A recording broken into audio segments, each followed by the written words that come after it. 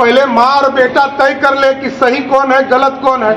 Sex education देना विधान परिषद में सही है, विधानसभा में सही है कि किताबों में देना की जरूरत है। और वो कह रहे हैं कि जो महिला विरोध कर रही है उनका अभिनंदन कर रहे हैं। अरे भाई, आपने पाप किया, इसका तो जवाब दीजिए। महामहिम राज्यपाल महोदय को संज्ञान लेना चाहिए कि बिहार के मुख्यमंत्री जी का मेडिकल चेकअप कराकर ही बिहार चलाने का अधिकार देना। कुछ राजा के बिरबल्स हैं जिनको लगता है कि हम सिर्फ राजा का तारीफ करते रहे उसी में बिहार चलेगा, ऐसा नहीं हो सकता है। बिहार विधानमंडल शीतकालीन सत्र का आज तीसरा दिन है और तीसरे दिन भी सीएम नीतीश कुमार के सेक्स एजुकेशन वाले ज्ञान को लेकर के बीजेपी लगातार हंगामा कर रही। दोनों सदन में खूब हंगामा की और वहीं पे बिहार बीजेपी के प्रदेश अध्यक्ष सम्राट चौधरी हंगामे के बाद जब बाहर निकले तो वो जो है सीएम नीतीश कुमार पे बरसते हुए नजर आए। साथ ही साथ जो है जिस तरह से बिहार के उप मुख्यमंत्री तेजस्वी यादव ने कहा है कि CM Nitish Kumar sex education पे ज्ञान दे रहे थे, वहीं राबड़ी देवी कह रही है कि अगर इस तरह की बातें उन्होंने कहा है तो उन्हें जो है माफ़ी मांग लेना चाहिए। अब इसको लेकर के कह रहे हैं कि माँ बेटा तय कर ले आखिर कौन सही है और कौन गलत है। क्या कुछ कह रहे हैं बिहार बीजेपी की प्रदेश अध्यक्ष सम्राट चौधरी, सबसे पहले आप वो सुने। पहले माँ और बेटा तय कर ले कि सही कौन है गलत कौन है। सेक्स एजुकेशन देना विधान परिषद में सही है, विधानसभा में सही है कि किताबों में देना की जरूरत है। तो पहले माता जी और पुत्र जी पहले सहमत हो। और मेडिकल चेकअप यदि 12 घंटे के बाद किसी मुख्यमंत्री को ये पता चले कि मैं क्या बोल रहा हूं, इससे बड़ा शर्मसार क्या हो सकता है। कल भी मैंने सदन में हाथ जोड़कर उनसे आग्रह किया था कि आप गार्जियन हैं, बिहार के मुख्यमंत्री हैं, आप इस तरह का बयान नहीं दें। मुख्यमंत्री बोलते रहे।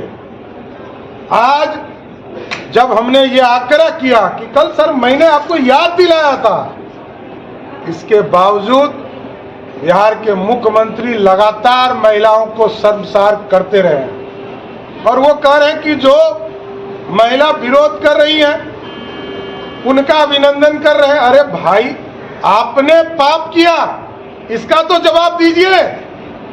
एक सदन में, दूसरे सदन में, अब तो कैबिनेट में ये पूरी चर्चा करने लगे हैं ये सारी बातों को। तो ये पूरी तरह महामहिम राज्यपाल महोदय को संज्ञान लेना चाहिए कि बिहार के मुख्यमंत्री जी का मेडिकल चेकअप कराकर ही बिहार चलाने का अधिकार देना चाहिए। महागठबंधन कह रही है कि दरिया दिली दिखाया के बाद बीजेपी प्रोटेस्ट कर रही है कि जब बोल रहे थे तो उस समय सब बैठ कर सुन रहे थे।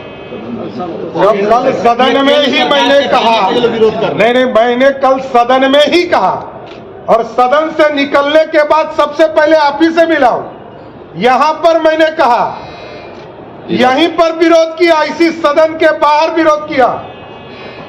और जो लोग नहीं सुन पा रहे हैं, नहीं देख पा रहे हैं, उनको क्या बोलना।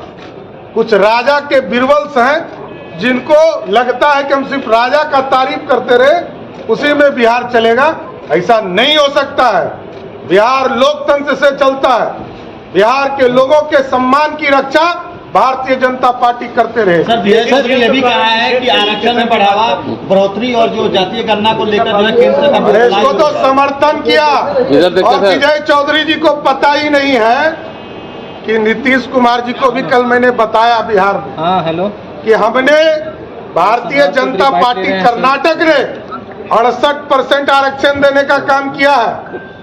उसको यदि 10% और जोड़ दीजिएगा तो 78% होता है।